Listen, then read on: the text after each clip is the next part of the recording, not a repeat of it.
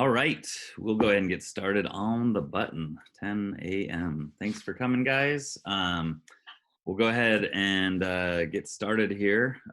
We've got 2 hours, even though it's scheduled an hour. So we're gonna take this nice and slow because this is probably the most technical piece of what we'll be looking at when we look at Canvas. So I want to be able to answer your guys' questions. If you get completely lost, or if you get a pretty good head start and then you get lost, we also have a 12 p.m. Teacher help desk that's available to LUSD teachers. If you want to just jump in there, usually it's very specific questions. You don't have to stay for the whole hour. You just pop in. I usually have music playing in the background or whatever it is in case someone doesn't show up. But you guys can come in and answer or ask your questions just directly. So if you do see something, feel free to answer it or ask it in the chat. I'll pause many times during the training to make sure that we answer those questions or get you those resources that you might need. And here we go. All right. So we're going to make a little bit of an assumption that you know what Canvas is and you've been in it before. In the chat, I actually copied in a what's called a self-enroll code.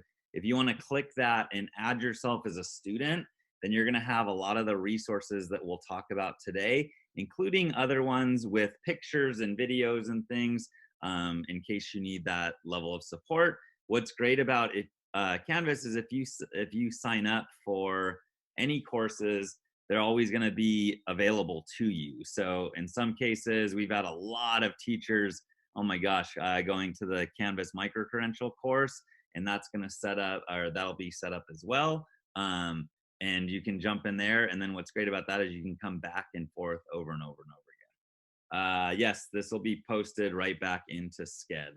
We got our kind of recording thing situated now. So we're good with that. All right. So let's get going. I'm going to start with just a generic course. Of course, you guys, if you've been to any basics trainings or you've been in Canvas for a bit, you know that your courses are already in there. Those are automatically copied over from Infinite Campus. So your rosters and things are going to be there again. And we might cover a couple stuff that you might know already. So you'll have to just kind of get over that. I just want to reinforce things. I'm going to start with just a sample class so we can start from scratch here. Again, the most important thing when you are ready for your kids to see the course, you have to publish in 3 places. One, I'm publishing it. Oh, well, hold on. Let me create a module quick. I've got modules set up. So we'll call this intro to course. I've got assignments or whatever. I'm just making sample assignments here. So just kind of remember the rule of 3s. I need to publish my entire course. Boom. Right when I hit that button, my kids are now going to see my course on their dashboard if they were to log in, right? The second thing I need to do is I need to publish the modules. And then I also have the ability to publish or unpublish individual assignments. So once all 3 of those green checks are there, in this case, if I were to log in as a student, I'm going to see the course, I'm going to see the module, and I'm going to see the assignment. So always remember to sort of right before you're done working on your course for the day, I always choose to hit that student view, just double check things that are working and exactly how you'd like them to be presented to the students. That's also really helpful if you're doing screen recordings or taking screenshots of how to complete something in the course, because you don't have to log in as like a sample kid or anything like that. All right, so let's get into it. You should by this point have a module in your course or know how to add modules.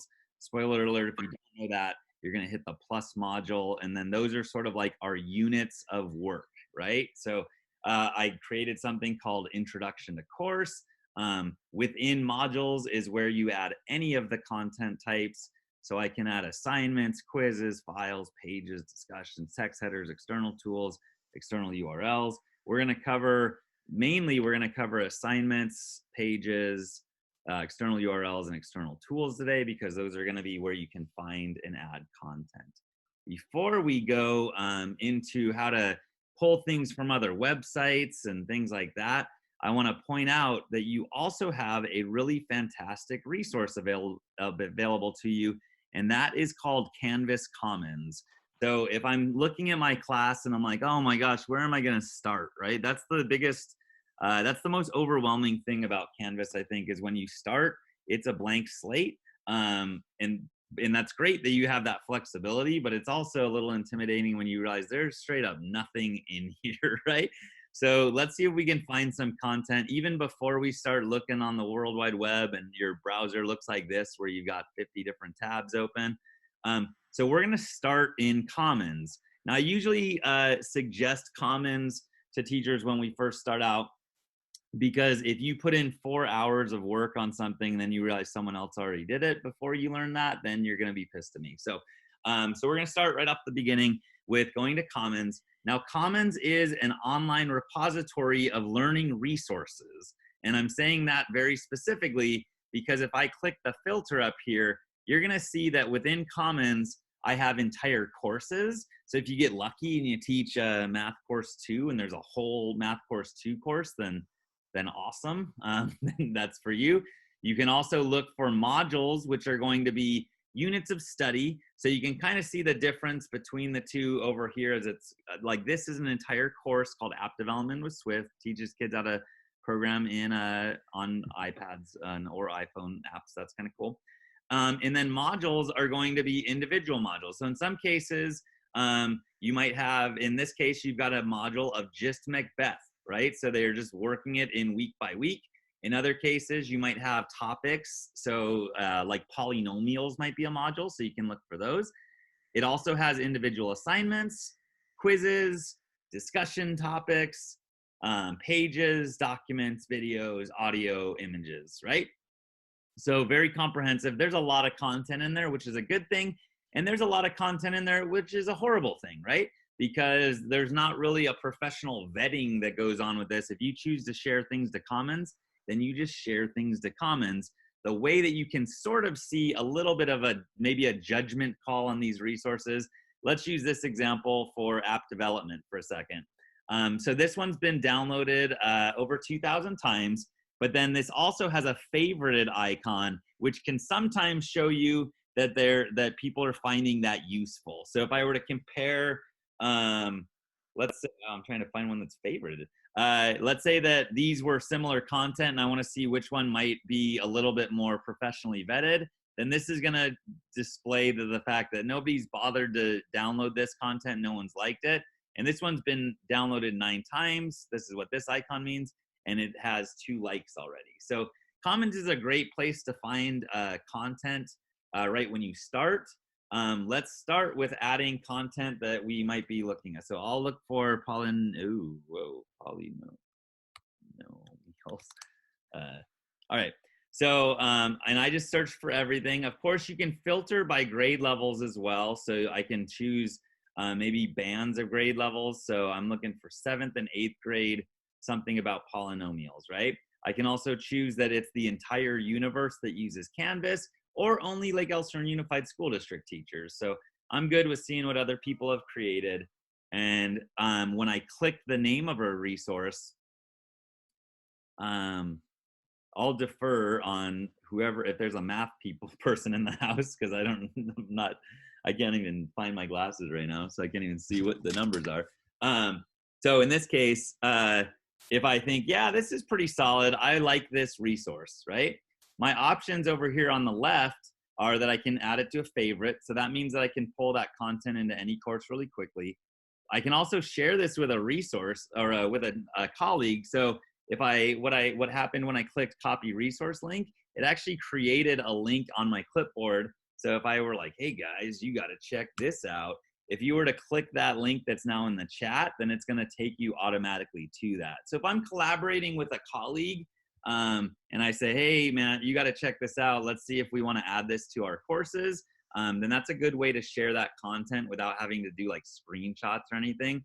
And then you guys can have that sort of collaboration, right?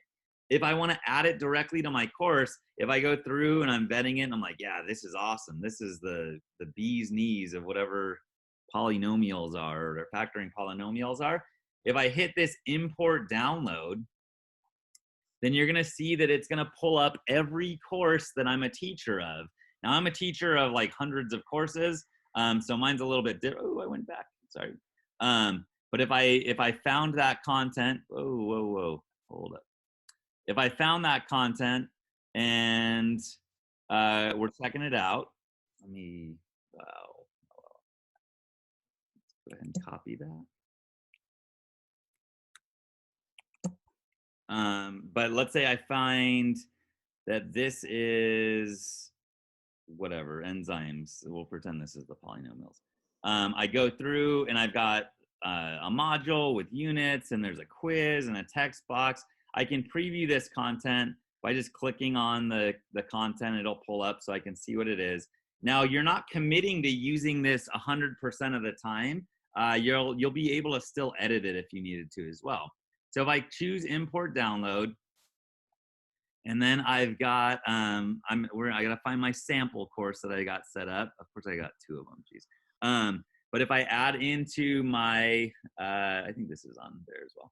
If I say I wanna add this to my course, my AAA training course, and I come to the bottom, I just hit import into course, and all of that content's going to magically be whisked away into my course. So now let me go over to my dashboard. Of course, if you need to change courses that show up on your dashboard, you can do that in your courses. So let me do that real quick.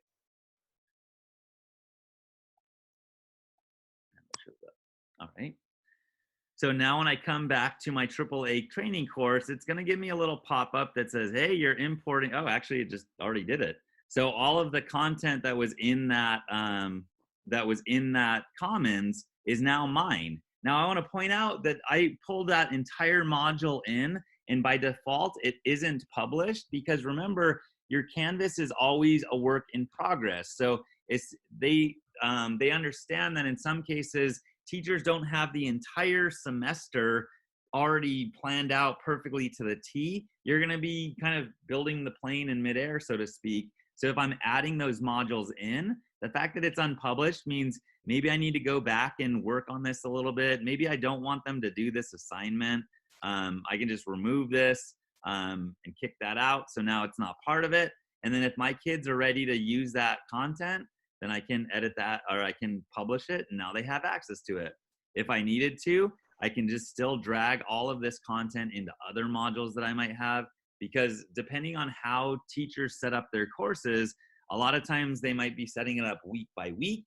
In other cases, they're setting up in a more topical setup, like adding polynomials. Maybe there's another chapter. And so the kids can work on those specific skills that they're looking at. There's no prescription for how you want to set up modules. In some cases, teachers are doing day by day, which is hardcore, I guess. But so however you want to set up your modules, you can set those up. Something important about that is, let's say that I create a totally wicked best adding polynomials module ever. You see, it's even got a quiz on video games and Spanish and stuff. But if I want to share that with a colleague, I can share that to Commons. And when I do that, that's going to pop up a little window that tells me how I want to share that as well. So I could share with only my LUSD peeps.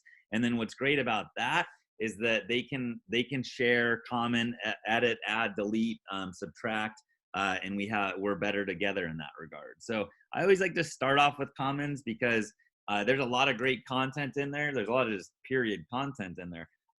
So that's a good place to start, especially if you want to see how other courses are set up. And then if you want to take things off, you're not stealing anything, you have to publish to Commons. So like that Apple course, for example, Apple Inc. actually published that course so people could have access to that content. So it's a great resource to make sure that you're aware of, because people go in there and they're like, man, there's like whole courses in here. So you can still copy that. And then you still have the freedom to go ahead and edit it, take it away, add things. It's fully editable. So there's nothing prohibiting from you just sort of, just like you do with a normal textbook, right? Nobody's like, yes, I got the textbook this year. They're going to learn 100% because you're still going to need to teach them. It's not just about content delivery. All right. So in the course that I've popped into the link, we're going to go through all of these different tools. And then I'll add things to this as well. So if you ever want to come back, or if you get stuck on a particular way to embed things as we show you some of this, then you can always come back and get that content. So I might refer to that a couple more times, but you have the link in the chat, so feel free to use that as well. So I'm going to pop into the AAA training course, and we're going to start actually with looking at tools that we already use. So if I wanted to add in Nearpod, because Nearpod, we have a district-wide Nearpod account. So if you don't know that, if you go to nearpod.com, you're going to choose the login with your Office 365 login, and now I've got all of this content in here. Now I use Nearpod a lot. I actually use it for every one of my trainings as well, any one of my normal in-person trainings, I guess. But I also have a huge Nearpod lesson library that I can find here as well. They even have COVID-19 Nearpods, which is interesting. But if you're looking for something specific, so let's go with our polynomials again. If I'm looking for a specific Nearpod, what that means is that there's content that already exists within Nearpod that I can add to my Canvas course. I'm gonna vet it, I'm gonna go through here and sort of preview it and see. I wanna know how they are gonna use virtual reality to show kids about it, but I guess we get to learn right here. So this is what the lesson would look like. Supposedly they're looking around, so I didn't read the instructions. If I think that this is awesome, then I can just hit add to my library. As soon as I did that, now I can use that in my Canvas course, which seems weird. You might be thinking right now, why is he talking about Nearpod when we're here for Canvas? But there's a whole bunch of content that's already within Nearpod that you can, you gotta trust me on this, very easily add into Canvas. And we're gonna show you how to do that. The other thing is that if I come in here, I think I was in here. If I come into this lesson, I wanna show it in my library, sorry, put the wrong button there. And if I wanna edit this, let's say that I'm like, you know what, there's a couple slides in here that I don't really wanna share with them because that's gonna confuse them. Then all of this content is fully editable as well. So let's say I don't like this at all. I don't want them to know that we're gonna explore. I have no idea, right? Then I can delete that slide. I can add my own content. And what's really useful, and I didn't know this until I was maybe using Nearpod for like 6 months, on the very bottom, if you have a PowerPoint or a PDF, if I just drag that sucker in here, it actually adds all of those slides as well. So I can upload, or if I just opened up my my desktop, then I can add that way. So I'm trying to think if I have something on my desktop that I could add right now. Oh yeah, your class teams, whatever this is, right? So that's a PowerPoint, that's a PDF that's like 16 pages. And if I want, then I can just add that content in as well. So if you have existing content, it's really super easy to add to Nearpod. And then all of this is actually creating a sort of lesson for your kids that they'll be able to come back and edit, and then you can actually get grades on them as well. And I'm going to show you both ways to use Nearpod. So we're going to save that. Sweet, we're awesome. We're good there. Now this is over in my Nearpod account. So I'm going to go back to Canvas. There's a Nearpod training if you want more details. I think it's on Tuesdays, but that's on Sked. Heather Tobler is a straight up rock star with Nearpod, and she teaches you how to embed it as well, and gives you a little bit more how to walk through Nearpods as well. So let's say I want to add content. Now here we make a decision about what do we want from the kids to do it. If we just want to add content and we don't necessarily need to see the grade show up or anything else like that within our course, then we can add content from Nearpod, because this is already set up for you guys. If by hitting the plus on the top of a module, that's how you add any content, choosing from the drop down to go to external tool, bless you, an external tool. And when I do that, then all of the things that are, this is super technical geek knowledge, I'm apologizing in advance. These are LTIs, which means that they're learning tool interoperability, which is just a really fancy, nerdy way of saying it just works really well within Canvas, right? So again, I just chose external tool, and I'm going to choose Nearpod. And then what's going to pop up in this window, the first time you might have to give it permission or whatever it is, but what's going to pop up in my window here is my lesson, right? So now I added that to my library within Nearpod. I can't search for lessons here. I have to add them to my library first, which is fine. Because it's linked through Office 365, right? When you log into Canvas, you log into Office 365. When you log into Nearpod, you log in through Office 365. When you log into Office 365, you log in through Office 365. So like all of those are set up to save you guys from having to log in a million different times, because Post-its are cool, but Post-its with your password on it are problematic. So, all right. So we created, or we milled from Nearpod this multiplying polynomials, monomials and polynomials. So I have a choice here. If we're in regular non-COVID-19 land, I'm going to probably use live lessons because I want to give the students feedback as they're progressing through the lesson, right? So that means if I hit next to go to the next slide, then everyone's slide goes to the next slide. When we're dealing with what we call asynchronous teaching, which means that there's kids that might be working on at 10 at night or 10 in the morning and 2 in the afternoon or whatever it is, I usually recommend to choose student-paced. This is also how we would typically use it for like homework as well too, because the kids might do it at 7 p.m. or 4 p.m. and they're going to be able to go through the slides by themselves, right? So in this case, I clicked Nearpod, I chose which Nearpod I want, and I'm just going to hit add item. Now it adds it at the bottom. Again, remember that when something's added to a module, it automatically is unpublished by default. And then if I switched over to my student view, remembering that I have a student named test student in each one of my classes, now you're going to see that their kids aren't even going to Nearpod. They might not even know what Nearpod is, except for the fact that it says right here all over on the front, but you can change the name of content as well. And then if I'm going through the lesson, then all of this content is just right here. Any of the reports that I would get about how the kids are doing, the way I set it up this way is actually going to go to, it's actually going to go to my Nearpod reports, but I'm going to show you guys a little bit of a hack so that this automatically goes into your gradebook in Canvas as well. When we first set up the enrichment courses, because we weren't doing it from like a graded perspective, all of this content is going over to my enormous Nearpod account. So I'd have to get reports there. And yes, I can go back and forth between tabs, but that's a pain in the butt. Why don't we save you guys a little bit of time? So it's a little bit different, and I'm going to walk you through that process, but it works pretty much the same way. But the difference here is that if I were to click on the grades tab, then I'm going to get a report of everything that the kids did automatically. So I'm going to walk you through that. But before I do that, I want to make sure that I'm not losing the audience and check in to see if you guys have any questions. So can we move that Nearpod, that little section that you just added on the bottom? Can you like drag it up to like underneath Test on Frog or something? Oh yeah, for sure. That's a really good point. Thanks for bringing that out.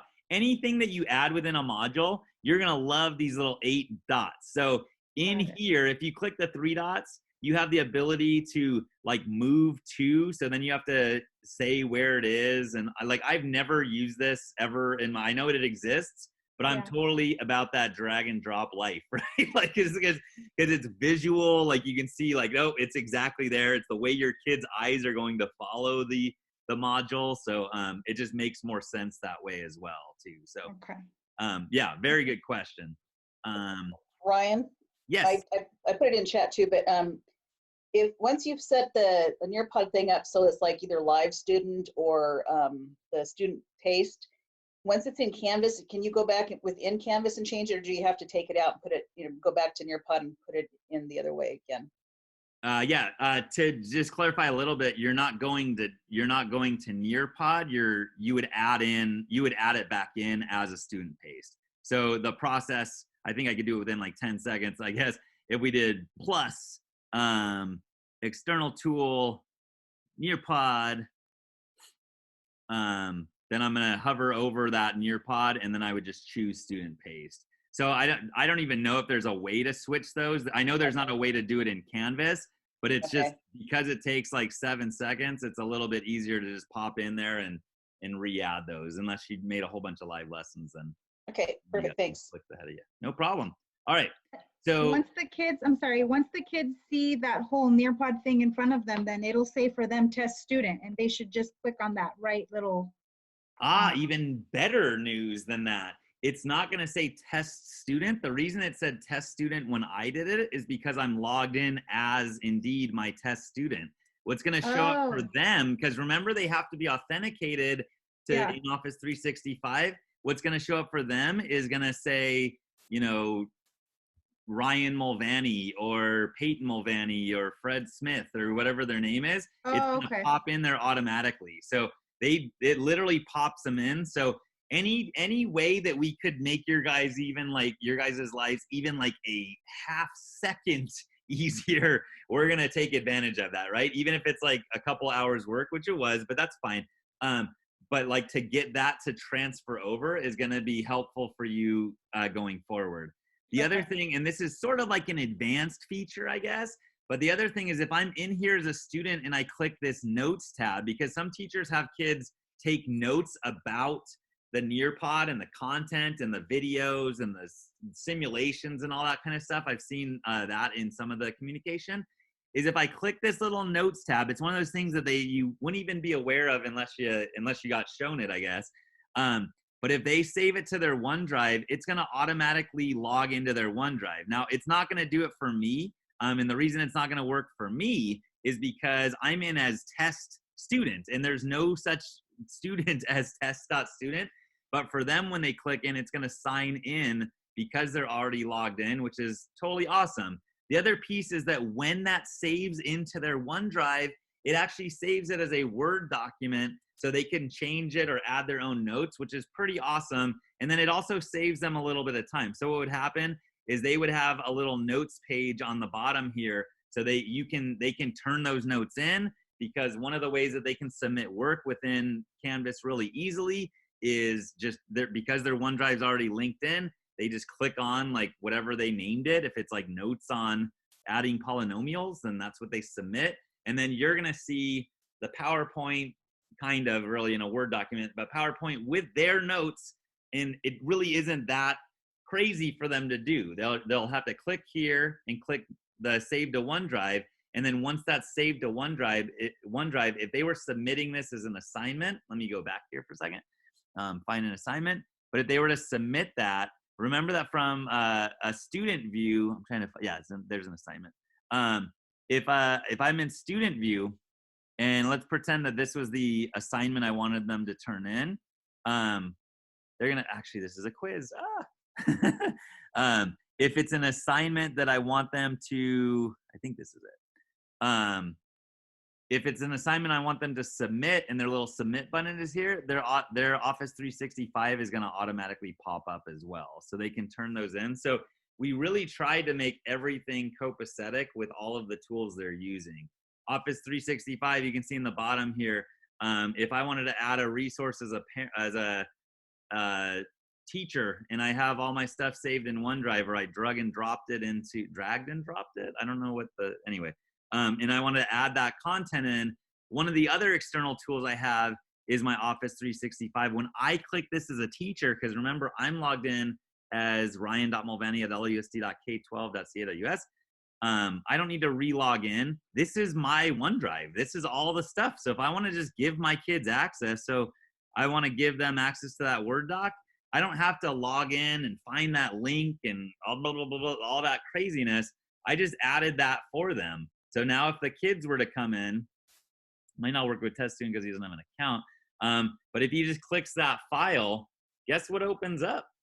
That document that I added it's not going to let them log in or test student log in, but for every other kid in LUSD, then that document's going to pop up right here because they're already logged in. So it's not letting me for the sample student. I got to just make a test.student at LUSD, because then you guys would be super impressed with that functionality. So, and this wouldn't matter what device they're on, right? It could be a Mac, an HP, a lap, like anything.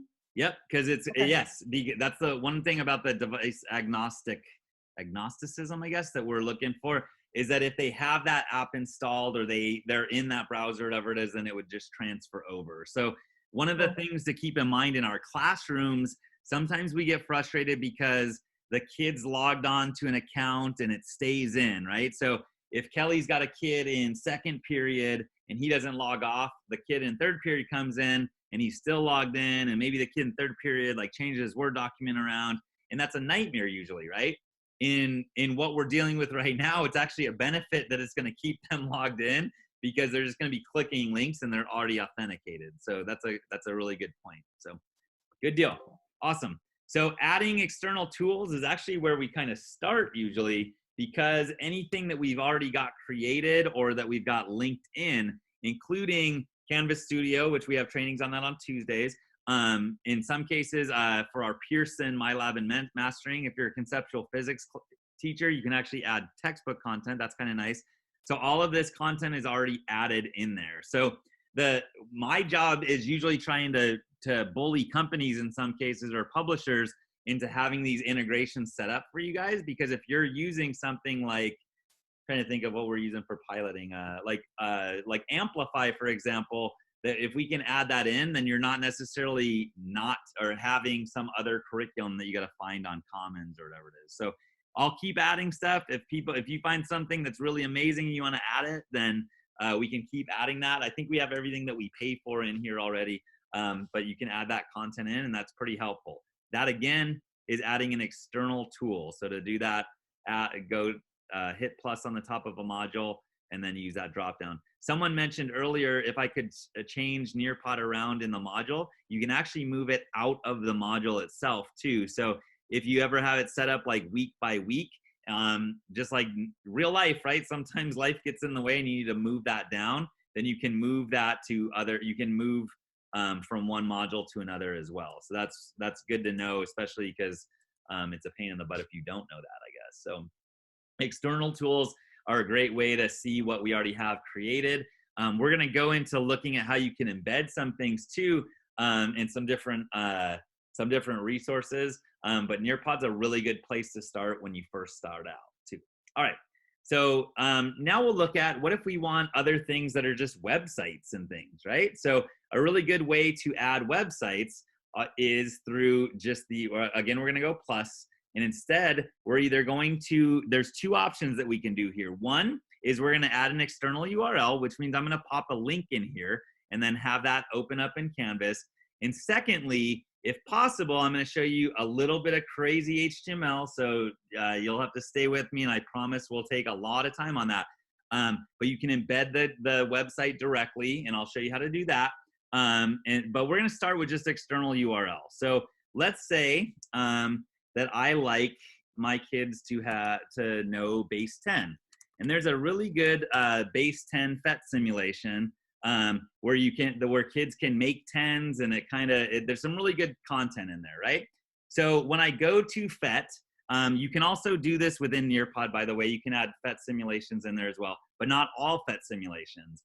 When I come here, I just found content, and if you guys want to see what this looks like, HTML5, which is great because that means it works on iPads.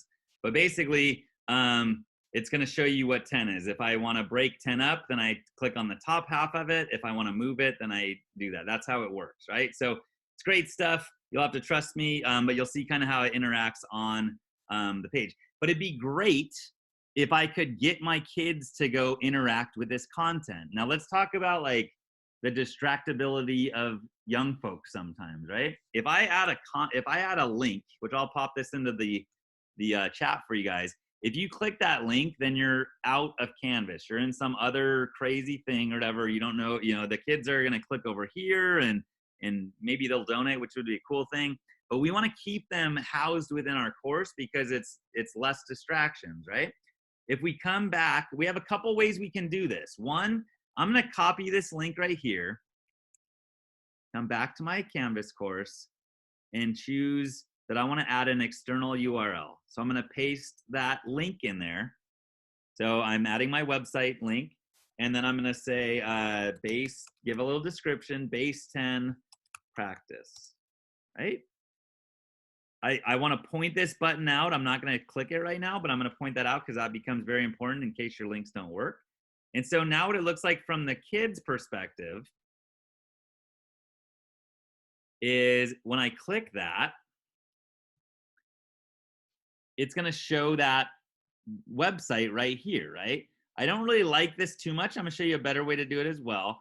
But they can click this, and now you can see that I'm still within Canvas, and now I'm able to use that part of the website without me getting lost in like clicking on ads and things like that as well, right?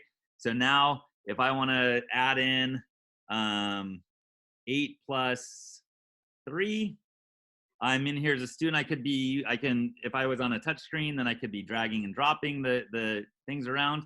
What are kids gonna do? They're gonna try to do this, right? Which that's too easy. They understand the concept of adding 2 numbers. In this particular simulation, this is why I like it.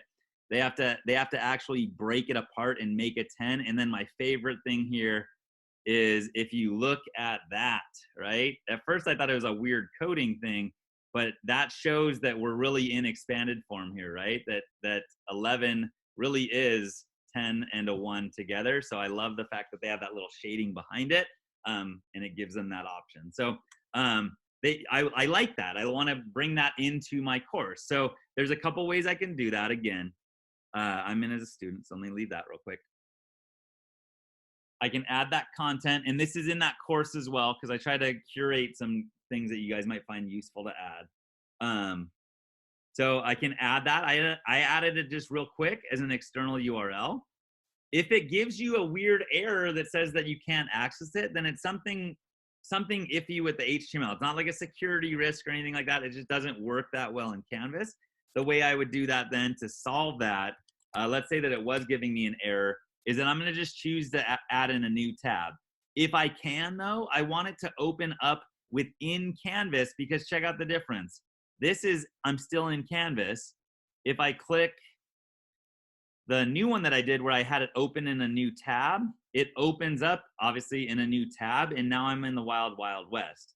The other way, and this will be the most technical thing we do today, I swear, is we can embed that into an existing page. So if you've been to a Canvas Basics training, you know that pages are where you can add a lot of content. So I'm going to put overview of base 10 and add that item. So now I have just a website. I'm going to move this up to the top so I don't lose it. And I can come in here. Oh, over of. Wow, that's interesting. Maybe I had that. Should have that second cup of coffee. Overview of base 10, right? So let's say that I find content over here, base 10. I want to find some, maybe I'll find some good content here. I have no idea. This might be a Flash-based thing, but I want to find some text because I want to add that to,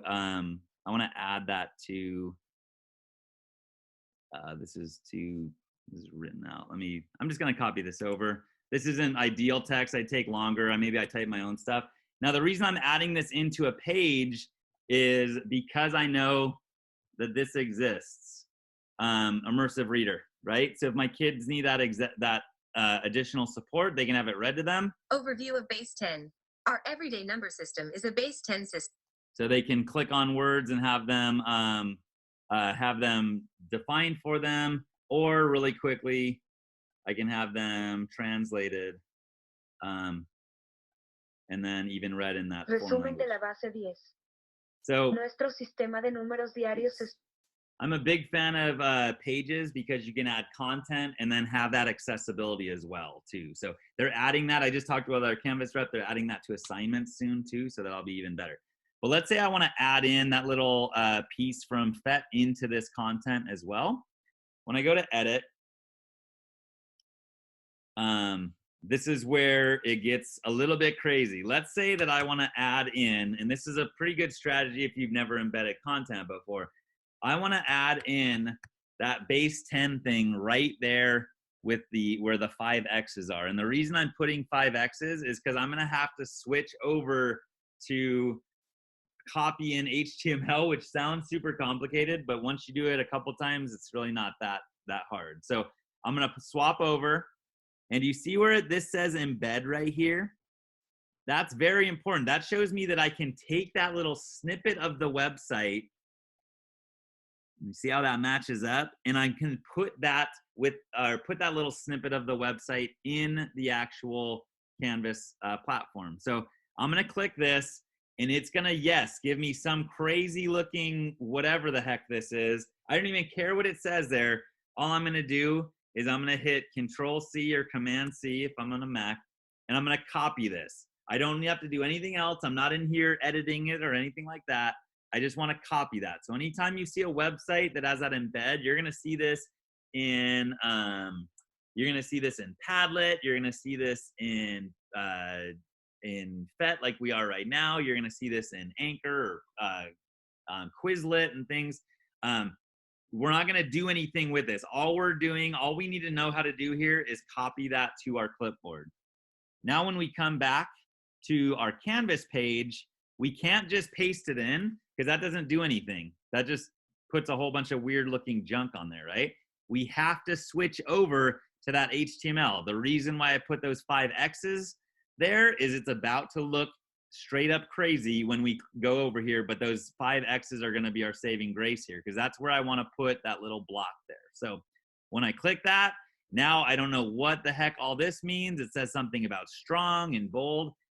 We're basically sort of like editing the website. So here's the promise that we're going to be able to pop that sucker in 5 minutes and then go back in, or 5 seconds, and then go back to the view that doesn't cause me nightmares, right?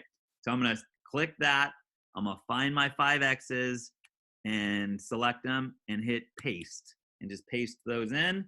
Now when I switch back, the reason why we embedded is now I get the best of both worlds. I have the content up here, or videos, or context, or whatever they might need.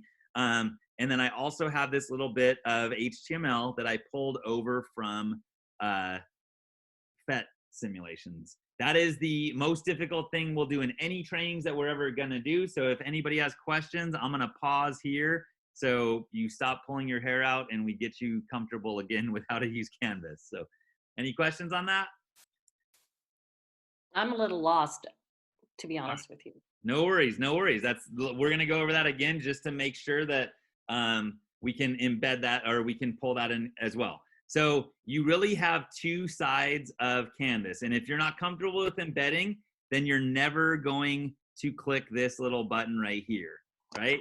So when I don't have this in, let me delete this real quick.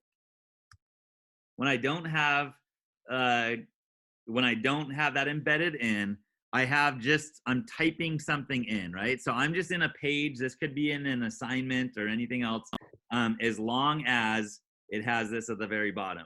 Now, when I go over to my FET simulation page, I want to take this little bit of this website. I don't want them to go get lost over here in the accessibility or research. I just want to take this little dude right here and pop that into my Canvas course. So whenever I see something like this embed, and you have that in the course that we set up, whenever I see that embed, I don't know what any of this stuff means, and I could never write this myself, but they gave it to me. So they gave that little bit for me. So I'm gonna just copy that. I'm gonna come back here, and because it gets weird when I do this, right, and I can't see where it is, if I'm gonna put it at the bottom, I don't need those 5 X's. But that's just that's my pro tip, I guess, is that if you put that in, then it's easier for you to find those when you come back in, because then you know, okay, yeah, that's where I like it, right? So I want to replace those 5 X's with whatever the heck that thing is, right? And that's totally an okay attitude to have towards it, because you're talking about, if you read into this a little bit, you're taking this little bit of a website and popping it into your website on Canvas. So that's what embedding is. So it's one of those things, like I might recommend checking out that course, because I take you through like just step by step how to do that. You can also do that with any pages and things like that.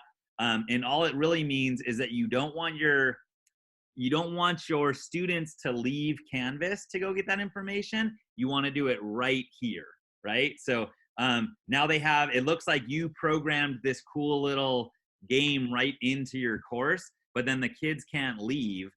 So if they're adding content, this is actually kind of cool too.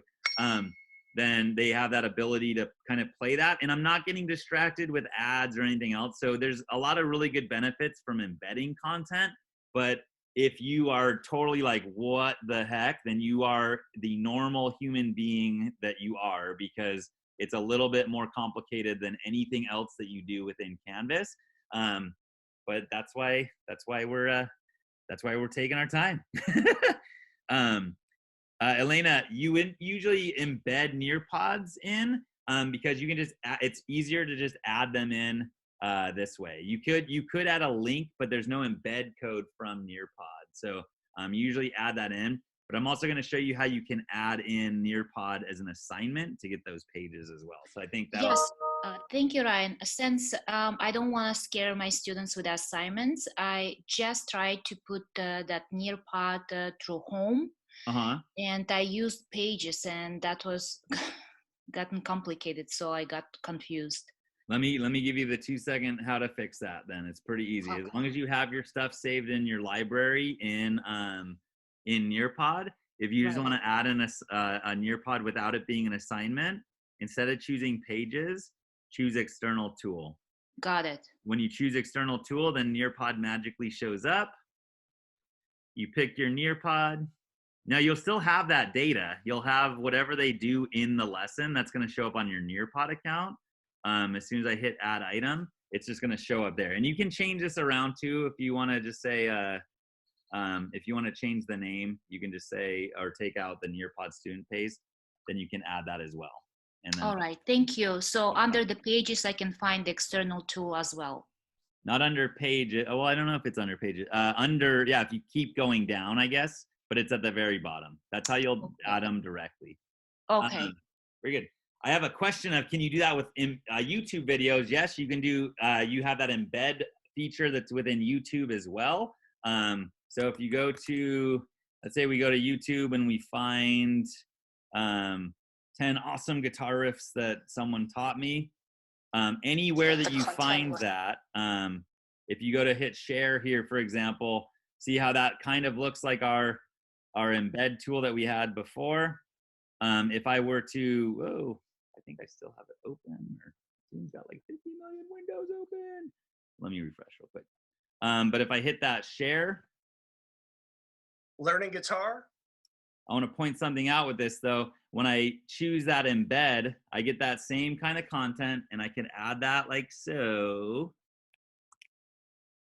And come back in here. Let's go back to our, I don't remember which one it was, overview base 10. Then I can pull that YouTube video in as well. I still have to switch over to what I call the dark side here. And then if I just go to the bottom and paste that weird looking stuff in, then it shows up here.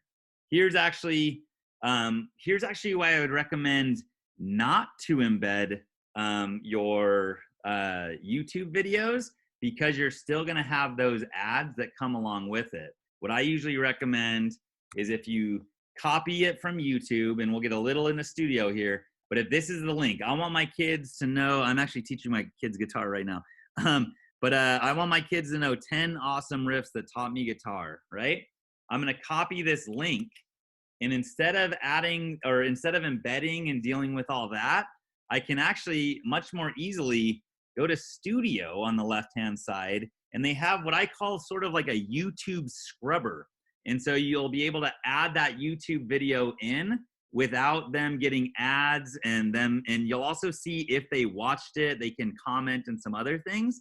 But if I go to add that video, I just pop that sucker into YouTube or into Studio, and then now this is in what's called in My Studio. So now if I go back to my course, AAA training course, because I added it that way, now I'm not going to get any of those ads or anything. So if I hit add plus and I add an external tool and choose Studio this way, then magically that YouTube link is no longer a YouTube link actually, but it's going to either allow my kids to make comments during the video, meaning they're not going to YouTube, they're only able to comment in the course. So you're kind of creating your own personal YouTube. You're stripping out the ads, you're stripping out the related video, you're stripping out the reality that you're sending your, in some cases, adolescents to YouTube, and you're gonna lose them for the next 30 hours because they'll just watch video after video. So I'm gonna go ahead and just select that video.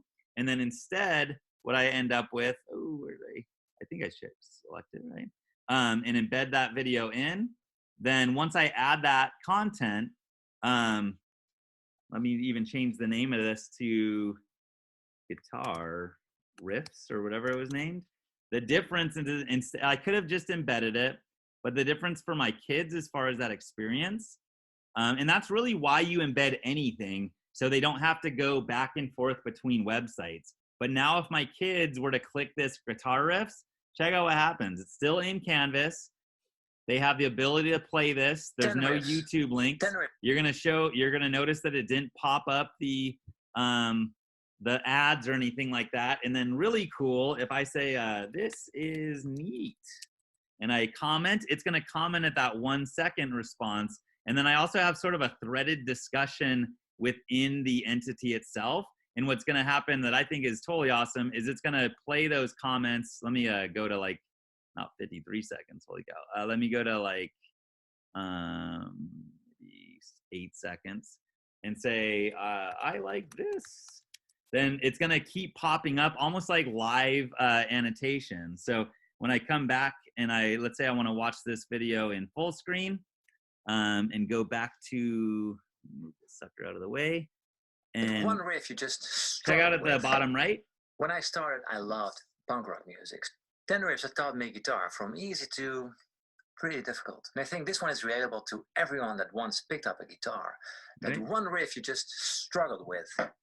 So you can see that that's popping up as those comments were made. So it's sort of like a live comment feature on your video. Now, I would never, ever in a million years, ever give the kids direction. Hey guys, I want you to communicate together on a YouTube video, because that means they have to go set up YouTube accounts. That means they have to, which is probably against some HIPAA and FERPA laws, but it's also within my class. So the only people that are going to be able to comment on that video are authenticated users. So let's be honest, let's say test student said something like poop, poop, poop, poop. As a teacher, I can still come in here and delete those comments, but also test student is dead to rights because he had to log in to write poop, poop, poop, poop. So then I guess he can't get suspended right now, right? But I still have that ability to see who's posting those or give them grades or whatever I want to do for that. So that's a good way to really add content really quickly and easily. If you guys want to learn how you can, because you can even add quizzes built into these videos as well, even either your own videos or from YouTube, then check out our studio trainings. We do those on Wednesdays, and those are pretty awesome as well. So you can check out how to add that content. I mean, what seems to have the most legs, I think, is when teachers hear that you can strip out those ads. So then they're getting right to it, right to the content that they're going to use. And then they can, I guess if you want to go like super totally awesome content, you can add quizzes within it.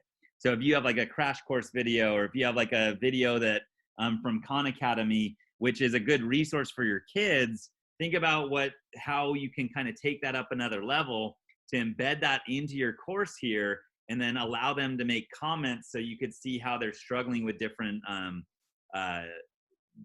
concepts or whatever, or because you can comment on that video as well. So usually I use that for like hey, pay attention to this part because you guys mess this up all the time, or probably something better semantically. But you can add those comments to give them those little pop-ups of help. And then if you want to go like completely baller status, then you can add in those quizzes, and those quizzes will automatically get graded and popped in your gradebook too. So check that out on Wednesdays. We spend about an hour on how to get you set up, and you'll leave with the ability to have a quiz already set up that automatically goes into your gradebook. All right. If it's on student view and they click on studio, do they see anything in there? Because all this stuff that I see that you did it was under courses for them, right? On the left-hand side. If the students click studio, does what you just did show to them? No, right? No, they wouldn't be able to edit it. So I'm going back and forth between my student view. I don't know if I understand the question fully. So if I'm way off, just be like, no, you're not. So like that video that you just added and you showed us that at 8 seconds, you can put in a comment and all this stuff. Let's say a student themselves, you know, logs on and they click on studio themselves, like down here on the bottom, studio on the This left. one? Or this one? What appears for the students when they click on studio? Nothing? Is it Yeah, just- for the students to see, you need to publish something. If it's not published, students will not see everything that it's in the studio. That's I think what she's saying is, do they have the ability to add videos themselves? Is the question? No. No, I was just wondering what they see if the They don't- students click studio. Nothing, right? Nothing's in there for them. It's for us only. The teachers. No, kids actually can record their own videos if they'd like to as well. Got But it. they have to be Okay. authenticated in. Yeah. So Alright. when they click on, if they click on the guitar riffs though, they don't have any of that edit access. They won't Got it. see, the only thing they'll get, and this is because I allowed them to do comments. If I don't want comments, then I'm going to take those suckers off on that little drop down, and then they don't have the ability to do any of those comments. So, Okay. yeah, All right. good question. Got it. The other option that I get from as a teacher, because now I'm logged in as a teacher, is I can actually see if they watched the video or not. So if I come in here, I can see test student watched like the first 3 seconds, first 10 seconds, I guess, and then didn't do anything else with it. So even though I didn't even watch the video at all, but you're gonna have your kids here to see all of the different ways that they watch the video, which you could never even get from YouTube. You can't be like, hey, can I just see your viewer statistics for this particular student? Because they'd have to have accounts, and that's super problematic. If I have a kid that's saying, well, I watched the video and I still don't understand how to, I forget what this content is, play 10 awesome riffs, then I'm going to say, that's funny that you watched the video because you only watched the first 10 seconds. So in your best sarcastic, passive aggressive voice, I guess, then you could do that. But yeah, so that content, you'll be able to see what they're viewing. And also if they watch it multiple times, you can see what your students are struggling on just by the fact of what they're viewing. When we get into Studio further, and you have questions associated that pop up during the video, that's really when you see kids go back and watch those mini clips, I guess, of that video over and over and over again. So if you're watching, or you're kind of guiding them through a process on how to do something, for example, they can go back and just watch the last 10 seconds or last 15 seconds or whatever it is each time. So Studio's a pretty cool tool. So, but yeah, check that out on Wednesday, and we can knock that out too. So, all right. Let's get into some other ways that we can add content in. So another option is we have a lot of teachers that use Padlet, right? And the free version of Padlet gives you 3 Padlets, but there's still some cool uses of it because it's really easy for people to interact with that Padlet. So if I come into Padlet, which if you've never seen Padlet, now you have, so you can't say you've never seen it, I guess, but if you've never used it, basically it becomes a online discussion board. So if you want a place where kids can see all of each other's posts and things, sort of like an online bulletin board, then Padlet might be a good option for you. If you want them to submit work in a different fashion, then you're just going to create a normal assignment and have the kids submit, and then the only people that would see each other's work would be yourself, all right? Yourself and the student, obviously, because they submitted it. So I have this Padlet set up that's a collaborative board that LUSD teachers just add cool tech stuff, right? Totally nerdy, but whatever, right? So there's resources on here that someone else can access. And if I could share this a couple ways. If I click share, then this is also a website. So I could copy the link to the clipboard and I could send you there. But then we get in the they have to go away from Canvas again, right? So if I look down here, I've got my magical little embed in your blog or website, and this is super duper complicated, but remember, I don't have to do anything with this. All I have to do is hit copy. I could come back in, and if I've got a page or a blank page that I want them to check out, post your thoughts here. So I've seen some teachers use this for just like a sort of a communication piece, so their kids can see what each other are thinking, and you know, it's going to be normal kind of classroom management stuff in case you got some boogers in your class. But if I come in here and edit this page, I could add a link right here, right? I could just add a link that would have them go to the website, but that's going to take them out of Canvas. All I'm going to do is just hit my little crazy button here, paste my weird looking stuff in there, and then now my Padlet's going to show up on the page directly, right? So if I'm coming in as a student, then I can add that content in. I can access all of this content, even if, let's say as a teacher, I'm adding Padlet stuff over, I'm adding Padlet, let's say I'm over here, and I'm adding something, and I don't want to use the, for some reason, I don't want to use the Canvas Padlet. I could still add content here, and then that's going to show up. If I add that content, it's going to show up over on my Canvas course as well. So if I'm updating it over there, because remember I totally understand that it's a pretty complicated tool, I guess. But if I update it on another website over here in Padlet, the way that this embedding works is it's taking that little bit of a website, in this case, this Padlet address, and bringing it over here. So if that updates, then it's going to show up everywhere. It's going to show up in Padlet. It's going to show up anywhere else that I add that content in as well. So just something to kind of think about. It's another resource that a lot of teachers use. So because it allows you to share that, you can do different ways. You could just add a link, and that's fine. It's really easy to add. If I add let me copy this link real quick.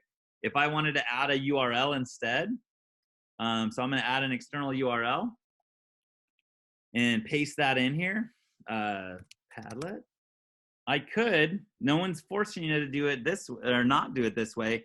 The difference is that they click here, it's a little different user experience now, right? They open it in another page. So we usually try to keep them in that one thing. Usually why we embed as well, if let's pretend we're not in COVID-19 land for a second here, is that when we embed, the kids aren't leaving Canvas. So if you are in your regular classroom right now and you're using something like Apple Classroom, which can keep your kids locked into one app, you're going to use Canvas Student, which is an app that kids access and they can go to, and it's on every district iPad now, where they go into Canvas Student and they log in, and then they're kind of stuck. If you choose to run it that way with Apple Classroom, they're stuck within Apple or in Canvas Student, which means all of the stuff in here, they can't, I feel weird saying they can't escape it or whatever, but they can't get distracted by opening up Snake.io or whatever crazy apps ended up on your iPads at your schools, right?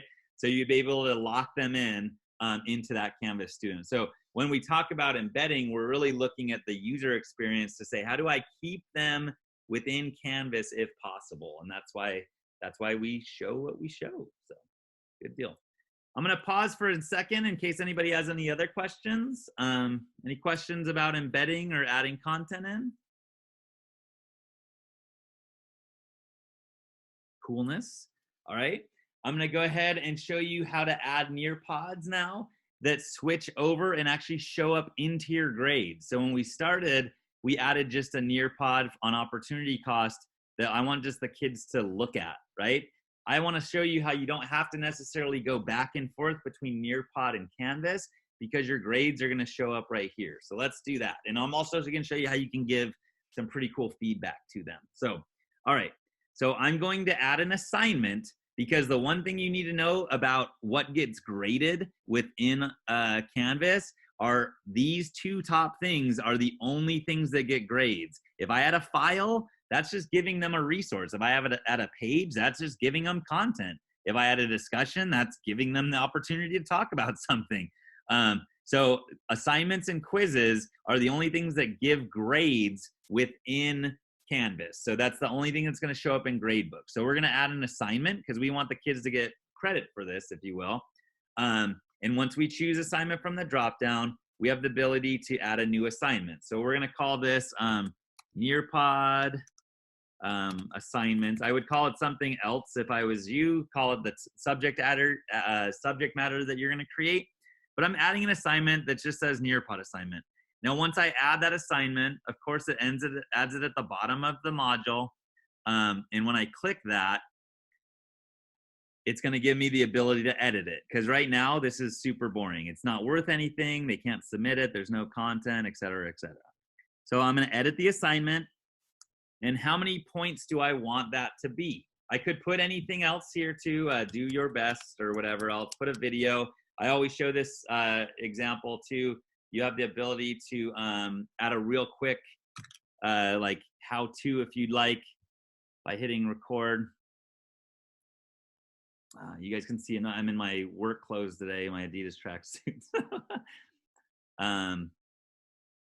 Hey guys, do your best on this Nearpod and hope to see you real soon. Bye-bye. Remember that we have an in-person meeting on Tuesday, or a Zoom meeting on Tuesday, I guess I should have said, or Teams or something like that. All right, so I can add that content in. Now where I'm going to add my Nearpod is a little bit different. I'm not gonna choose external tool like I did before. I'm going to add in, I'll say that it's worth 10 points here.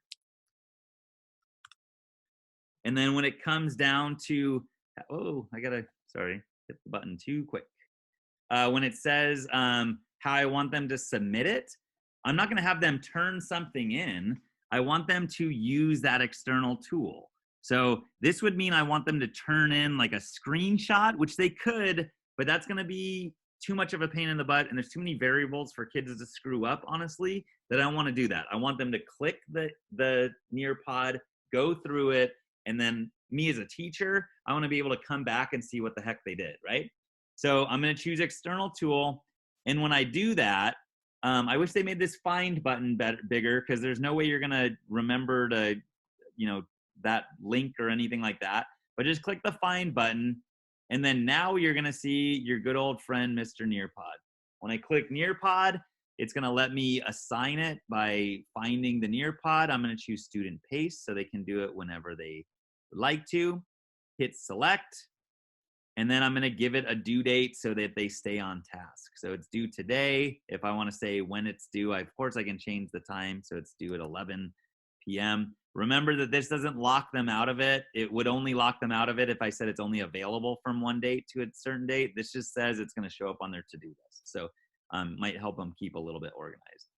So once I save now, it seems like I didn't do anything, right? I got my whole Nearpod set up, but then now from the student view, they're going to pop in and their Nearpod's going to show up right underneath here. Now the difference though, and this is the important piece, the difference is now when they interact with it, I don't have to go to Nearpod at all. I'm going to yank that sucker over, and all of that content is going to be in, I forget the name of the Nearpod assignment. Yeah. Once the student goes in, remember I'm in the test student right now, I can watch my cool video, I can do all that. But then as I go through and interact with this content, eventually there's going to be something for me to do here, but it's going to give me, okay, I can look around and that's awesome. If I'm going through these different discussions, then anything that I'm interacting with here, I didn't vet this one very well. But anything that I interact with, as soon as I get to that, class discussion, poll. Any of the content, can you multiple two monomials? Yes, sure, I'm gonna put that. Ways to show multiplication. Let's practice with these examples. So I have my little pencil tool here. I have no idea what I'm doing, so I'm gonna just pretend here, and I'm just showing you how kids are gonna mess it up, not me. But I can pop those in. It gives me a little review in this particular option, and I'm going through, right? If I'm done with this particular assignment, then that's great. Then I'm out of here. Let me get out of, let me leave student view real quick. And basically the kid interacted with the Nearpod content, which is great. I don't want to have to go to Nearpod to get that report. I just want to click my grades. Actually, I don't even have to click my grades. I can come back to, come back to my to-do list, because I have a to-do list as a teacher. So it shows me the test student went in there and populated that. Now what I'm going to get is I'm going to get the same exact report that comes from Nearpod, and it's going to show me how they did. So this kid doesn't know anything about monomials and fraction or polynomials. It's going to show me that they didn't even get through all of the slides. And then it's also going to show me all of their answers, right? And what they did. So including their little, including what they drew on the screen and all that. So I can give them a grade right here. Let's say I'm going to give them, I would not give them a 9. They're going to get like a 2 out of 10. And then I could also give them comments if I'd like. I can attach files. And then I think one of the coolest features, well, not the speech, I don't care about the speech recognition. Here's what it does. Hey, you need to do a better job on this assignment. So it just listens to my voice, and then I can submit it if I'm not feeling like typing anymore and I'm in one of those moods, then I can do that as well. Or I can give them feedback with the media comment. So I could just say this. It's going to pop open my webcam. 3, 2, 1. Hey, you need to do a better job and make sure you go through all of the slides. Thanks. Have a good night. Try again. All right. So once I hit save, then they're going to have that feedback that goes back and forth and back and forth and back and forth. So once I hit save, that's going to go back to them. I can submit that. I have the grade now entered for the assignment. And then if I leave the grade book, and I'm going to go over to student view really quick. Oh, I clicked this. Sorry.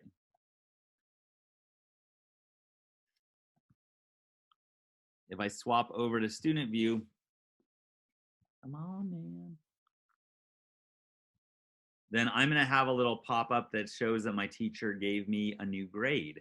So see where it says the grades and there's a 1 right there? That means that there's feedback from my teacher, which is myself in this case, but I'm under test student. So now if I go back and I look at my, where's my Nearpod assignment, I can see how I did. So I get my grade, and that's awesome. But then I also get my 2 out of 10. But then I also get my little scolding. Hey, you need to do a better job and make sure you go through all of the slides. Thanks. Have a good night. Try again. All right. So I can add that really quickly, and then they get that feedback. So that's just another option. If you just want to give them a grade, then that's fine. It's still just going to show up that they got feedback as well. So cool. The last way that you can get content really easily is through collaboration. We have some totally rock star badass teachers in our district. So let's say that I wanted to collaborate on a teacher to get some content, because one of the options that you have under your assignments list is, let's say I have this totally wicked writing assignment on frogs and I want to copy it to another course. I can just copy this to another course like this, or I can cross-list my sections. But then let's say I want to work together with another teacher. Easiest way to add a teacher to your course is go to people. See Siebert's in the room, so she's awesome. I totally want to work with her because she's going to do all the super cool stuff that I don't have any idea what I'm doing for, especially for the content area. If I want to add her as a teacher of my course, I can just pop her in. Now she's going to be invited to add to my course. If she accepts that, then we are teachers of the same course. So if she makes something totally awesome in her class and I make something totally awesome in my class, then we have the ability to add those to each other's classes as well. So that's a really cool feature that you can set up. You can also publish things to Commons that other teachers could add. But a teacher in one of my other sessions was working really closely with another school, and I just showed her how she could add everybody to each other's class. And so if someone makes a totally awesome Nearpod or video or resource or an assignment that you want to use, then you can copy from each other. There's nothing prohibiting that. It's just an extension of what we usually do when you find something really cool on the copier or whatever, right? Gene, you have a question that if it's done correctly, there's no code for them to enter to join the Nearpod. Most likely what you did is when you added an external tool through the assignment, is when you chose the Nearpod, you most likely chose a live lesson. So if I were to choose live lesson, it's going to make them have that, code. So usually just use student view and go from there. Jen, it's saying you don't have a copy button. You are absolutely correct, because the first time I saw that, I'm like, where is my cool thing? You actually have to go to assignments for some reason. And then you should have your copy button. So then I have my copy to little button. Kind of a pain in the butt in that regard, but you got that. One more thing I want to share with you guys is that if you don't like the way the navigation shows up, because remember, you can see what it looks like from a student's view, and you want less things for them to click on if possible. So right now, when I switch over to test student, then, ooh, what's people? I want to check out people and grades and meet discussions and all that. I'm off task right off the bat, right? So one of the things I usually suggest is that you can control what shows up for them. You will always, because you're the teacher, you always have access to every single one of these tools, but you can hide these from view. So you see this little eyeball that is crossed out. That means that I'm hiding that particular tool from student view. So to do that, if I go to settings on my course, and then I go to navigation, I can drag and it tells you what to do here. You can reorder them here. If you drag them down here in the bottom, it means that they don't even see that. So I'm gonna drag all this stuff down, and all this means is that it's gonna limit the things that they can click and get lost on and confused on and all that. I think the normal that I set up is I set up home, which is the view that goes to their modules, and then announcements, grades, and syllabus. If I save this now, nothing happened to me. It just shows that they're hidden here. If I were to go to student view, the only stuff they're gonna see in the way I set it, because I don't have any announcements right now, are the home button, the grades button, and the syllabus. Just a reminder that anything that you add into the syllabus is going, or anything that you add into the course rather, is gonna show up here in the course summary, which I think is a really awesome way to use this. You can say that I was collaborating with Joseph Quinn on this as well. This is something as a teacher, you can just change this little block right here in the course syllabus, but then the course summary automatically gets generated, because what the teachers or what a kids say all the time, I don't know what to do next. So if you have it set up in that to-do list, or if you have it on the syllabus, then they have all of those, they have all of that in one place. You don't have to recopy or paste or anything, because that's a waste of time. So it show up there. So cool. Any other questions, guys? You've got 45 minutes of just unadulterated, whatever the heck you need from Canvas.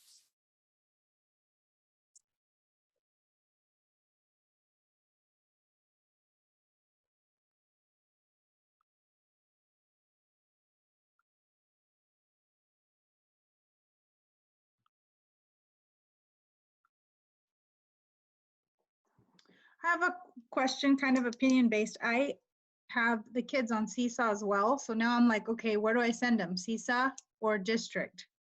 Like, does it matter? No. Your kids are already rostered in Canvas, but you can also add and kind of go back and forth with whatever you want to integrate within it. One thing that you might see with if you were to go to settings, I don't know if there's a Seesaw integration, but you might be able to get the best of both worlds here if they have it. So no, they don't have it. But yeah, so these are all apps that you can add in. So like you see Amplify and some other textbooks and things like that. All of these are different tools you can use. But yeah, either one works. In some cases, what I've seen some teachers do is they're using Seesaw as sort of their announcements, but then even within their announcements, you can add the link that goes directly to your class. And so because keep in mind, if your kids log in and you have a published course, the only thing that they're gonna see, and Annabelle, you're in elementary, correct?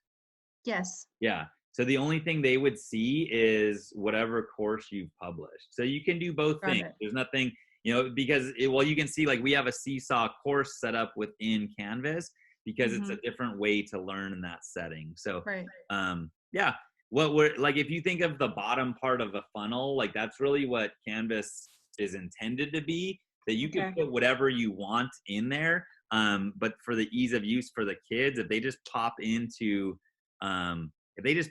there, then they're set up and ready to go. So good deal. Okay. Thank you. No problem. If you guys are, if you scroll up to the beginning of the chat, there's some other resources available for you within that, how to find and embed great content. Some teachers are doing podcasts right now, which is amazing. You can embed your podcast episode in there. So I added that. That's using an app called Anchor. There's some infographics, and Powtoons are really easy to integrate into Canvas, and Quizlets. So you have that as a resource. Keep in mind that I'm going to be back here, well, not back here, in a different link at 12 noon. So if you go, quote unquote, break something and then freak out, come back in 40 minutes. The links are in Sched, and you can pop in and we'll talk about whatever you need help on. And we're going to keep doing these sessions. I would check out, if you haven't checked out, Studio is a pretty awesome one just for getting multimedia to your kids, and then also getting feedback from them, right?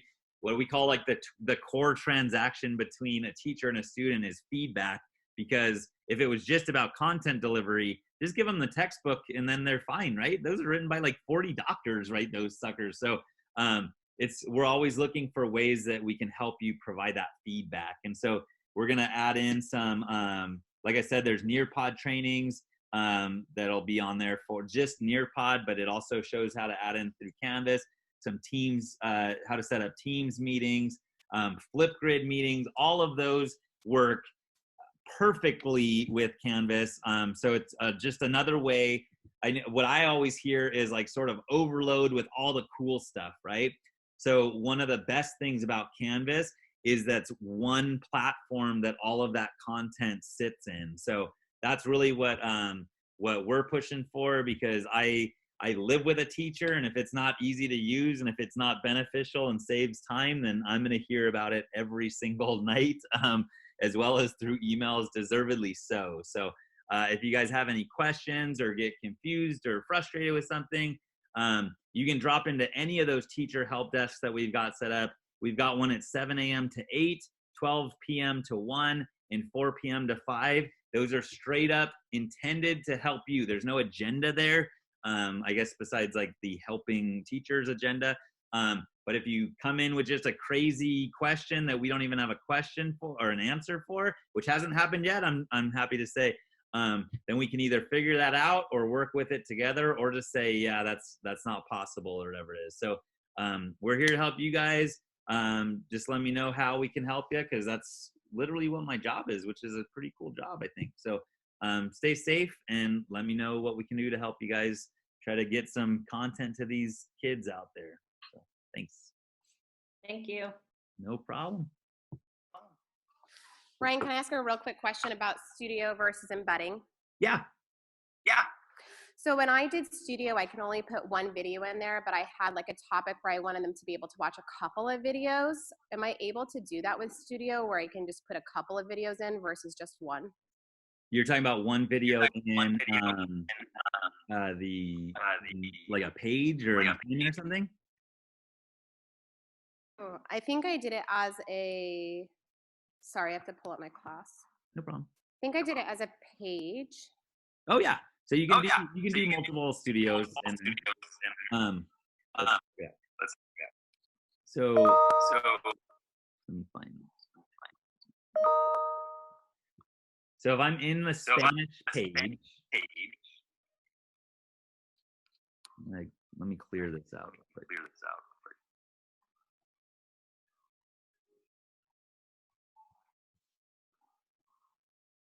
If I click my plug here, then my studio is just going to come up, and I can pop in a bunch of those suckers. I also don't even have to go to Studio to create those links. I can just do it right here, which I think is great. But I always like to point out that exists over there, because all of your stuff. So let's say I want them to listen to Paul McCartney talk about how he created Blackboard. I can embed that one. And then just go push that plug again, and it'll let me put another one in there. The one thing I'm going to do is I'm going to hit enter one time and maybe now watch this or whatever. And then, hit the plug, choose a different one or a different resource or a team meeting or whatever. Yeah, you can add multiple in there. And then now I want them to watch this. And maybe I don't want them to comment on this one or whatever. Then I can do that. And then what's going to show up is just a list of all of those. See, I screwed up. I didn't hit enter after. And so then that content will pop up there as well. And that's it. Okay, cool. Always have the access to do the in or the enlarging, and that's even without embedding. So I mean, you're absolutely right. You can embed YouTube videos the same exact way, but then it brings over all that metadata to try to monetize it. So then the ads come and all that. Just in some cases, teachers are stoked about Studio because they can use it as sort of like an ad stripper. So I have a lot of stuff in there. I just didn't realize that I could put, I don't know why, that I could put more than one video. I didn't realize that until a couple weeks ago, because I needed to do it for a specific page. I just had never done it before, because it's usually the normal way mind thinks, I guess, is Studio with assignment or Studio with embedded quiz, right? So I do Studio, like let's say I was doing an essay or something, and I wanted the kids to reflect on how Paul McCartney was influenced by Bourret in E minor, which is what he claims in this video. And I would add that as a video and then have them submit like an essay beneath it, or I'd add in a video with the quiz questions embedded in. I guess I had never even thought to do that, and then someone asked me about how to do that, and I was like, oh, we can see. I guess I just had never done it, but yeah, you're not limited. It's just gonna be kind of scrolling through a bunch of options. Right, so just make sure there's directions. Yeah, okay. And that's the great thing, is you can add all of that in to just say, hey guys, now pay attention to what he's saying about, you know, the historical significance of the Articles of Confederation, or whatever guidance you would usually give to your kids. Then you just pop that in, because it's going to take you, 4 seconds to type in whatever feedback you'd give them. Because if you just send them videos, then they're like, neat, like what? But yeah, it's a good way to go back and forth between multimedia and then the sort of, I guess what you'd say, like direct instruction, I guess, if that makes sense. So yeah. Thanks. No problem. Yolanda, that's the best way. You go in there, poke and click things around, and then you discover new ways to use tools that nobody's thought of yet. So good spot. Glad you liked it, Michael.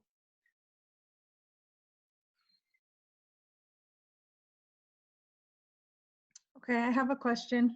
Go for it. So I was able to create my class